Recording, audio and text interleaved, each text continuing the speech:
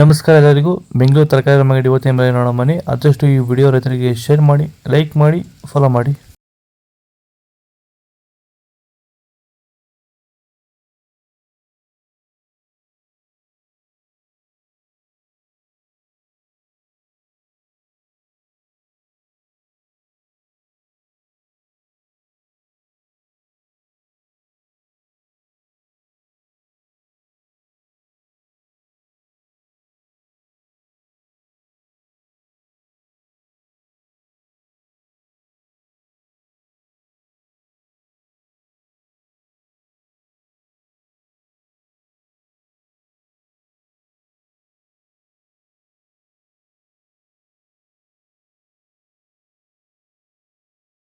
Sir, ಈ beans ಬೆಳೆಗೆ ನೀವು ಯಾವ ರೀತಿ ಮೇಂಟೆನೆನ್ಸ್ ಮಾಡ್ತಾ ಇದ್ದೀರಾ ಸರ್ ನೀವು?